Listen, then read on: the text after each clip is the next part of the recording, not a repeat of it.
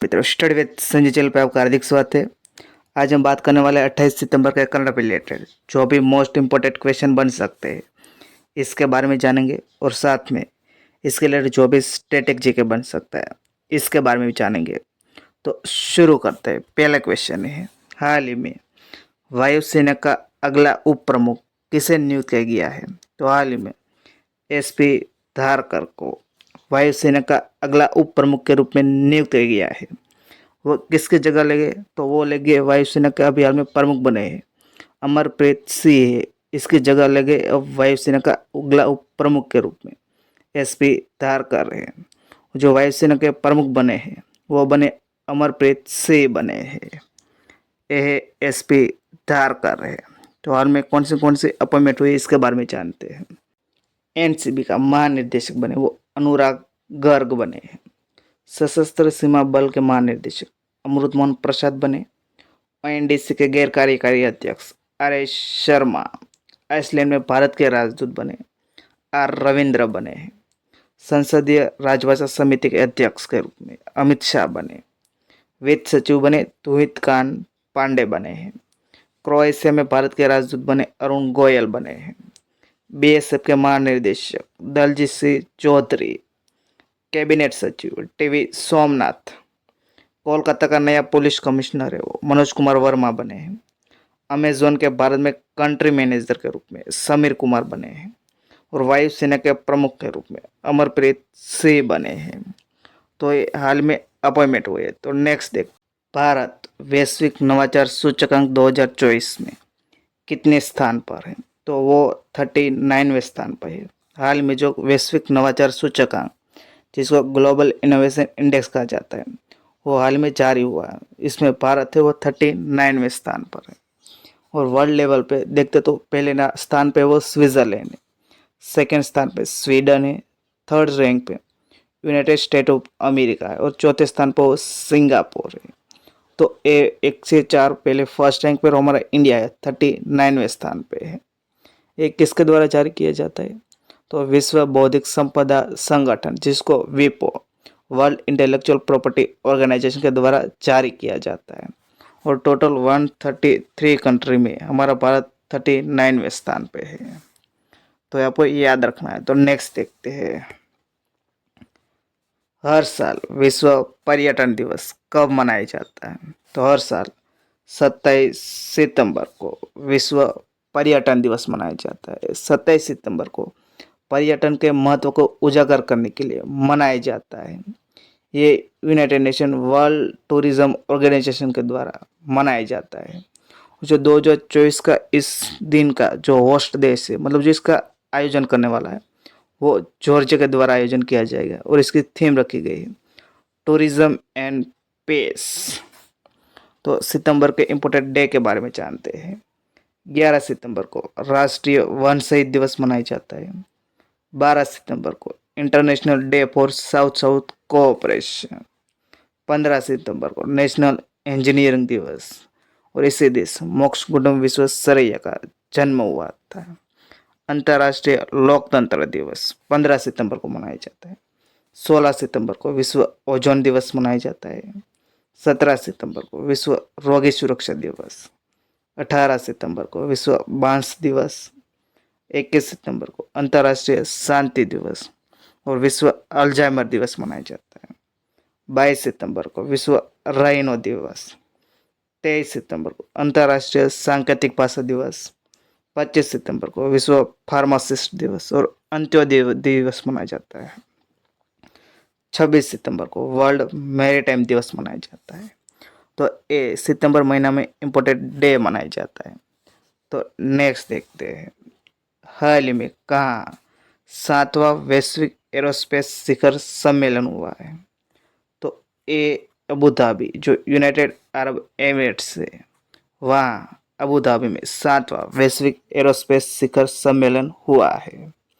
तो ये 2 दिन के लिए आयोजित किया गया था। 25 और 26 सितंबर तक इसका आयोजन अबू धाबी में किया गया था। और हाल ही में हमारे देश में एक नई एयरलाइन आई जिसका नाम है शंख एयरलाइन है, जिसको हाल ही में उड्डयन मंत्रालय द्वारा मंजूरी दे दी गई है। तो नेक्स्ट देखते हैं, हाल ही में मद्रास उच्च न्यायालय के मुख्य न्यायाधीश के रूप में किसे नियुक्त किया गया है? तो ए श्री राम के राजेंद्र को मद्रास उच्च न्यायालय के मुख्य न्यायाधीश के रूप में नियुक्त किया गया है। तो इसका ऑप्शन है बी श्री राम के राजेंद्र को। और इसको शपथ किसने दिलाई? तो जो तमिलनाडु के राज्यपाल है RN रवि के द्वारा ये शपथ दिलाई है।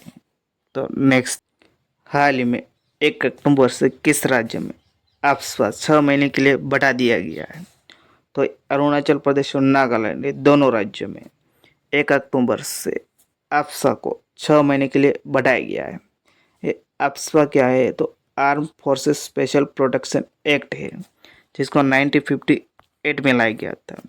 जहाँ भी आया एक्ट लगता है वहाँ आर्मी रूल स्टार्ट हो जाता है। तो ये अरुणाचल प्रदेश नागालैंड में स्टार्ट हो गए हैं। जो अरुणाचल प्रदेश के 3 जिलों है, जो तिरप है, चांगलांग है और लोंगडिंग है, ये जिलों में लगाए दिया। और नागालैंड के 8 जिलों और कुछ 5 जिलों के कुछ क्षेत्रों में ये बढ़ा दिया गया है। तो नेक्स्ट देखते हैं, परम रुद्र सुपर कंप्यूटर को हाल में किसने लॉन्च किया है? तो हमारे देश के प्रधानमंत्री नरेंद्र मोदी ने हाल में परम रुद्र सुपर कंप्यूटर को हाल में वर्चुअली लॉन्च किया गया है। और ये राष्ट्र को 3 परम रुद्र सुपर कंप्यूटर वो समर्पित किए गए हैं। ये जो निर्माण किया गया है ये राष्ट्रीय सुपर कंप्यूटिंग मिशन के तहत किया गया है और इसको स्वदेशी रूप से विकसित किया गया है।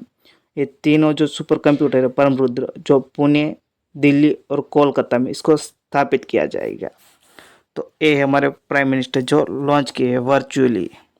तो नेक्स्ट देखते हैं, शिगेरू इसाबा को किस देश के अगले प्रधानमंत्री के रूप में चुना गया है? तो ये जापान देश के अगले शिगेरू इसाबा को प्रधानमंत्री के रूप में चुना गया है। तो ये शिगेरू इसाबा जो जापान के प्रधानमंत्री बनेंगे। तो जापान का बनेगा तो जापान के बारे में जानते हैं। ये जापान का मैप है, इसकी राजधानी वो टोक्यो है। टोक्यो वो होन्शु द्वीप पे स्थित है, ये होन्शु द्वीप है। इसकी करेंसी वो येन है। प्रधानमंत्री अभी हाल में है वो फुमियो किशिदा है। तो नेक्स्ट देखते हैं, केंद्र सरकार द्वारा असंगठित सेक्टर के वर्कर्स के लिए न्यूनतम मजदूरी कब से लागू होगी? तो ये 1 अक्टूबर 2024 से ये लागू होने वाली है। तो इसका ऑप्शन बनेगा बी 1 अक्टूबर।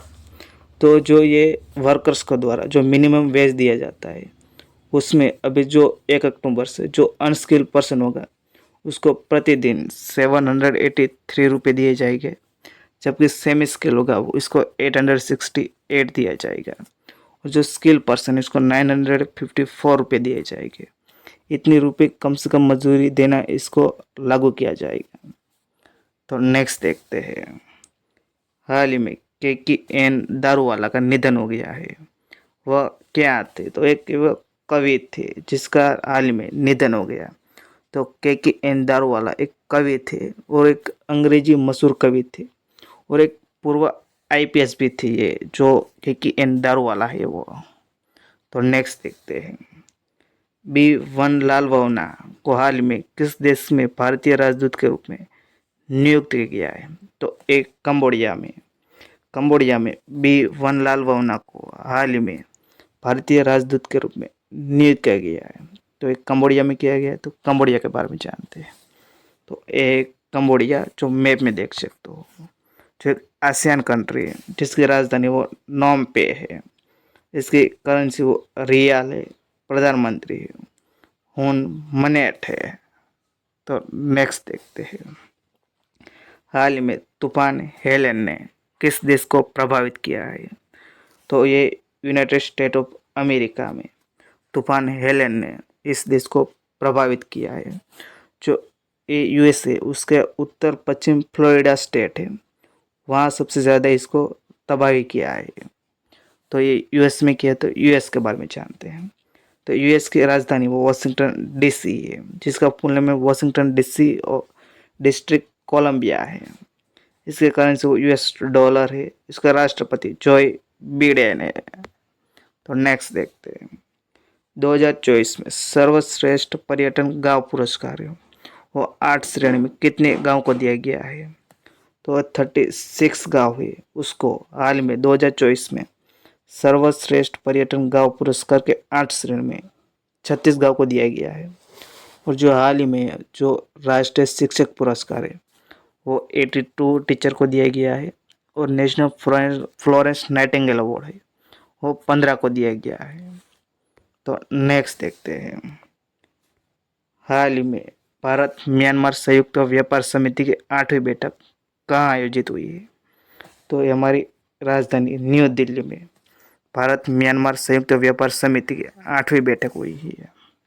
तो आगे देखते हैं, हाल ही में मिस यूनिवर्स इंडिया 2024 का खिताब किसने जीता है, जिसका आंसर आपको कमेंट बॉक्स में देना है। तो वीडियो आपको अच्छा लगे तो लाइक कर देना, शेयर कर देना, चैनल पर चैनल को सब्सक्राइब कर देना। वीडियो देखने के लिए थैंक यू सो मच।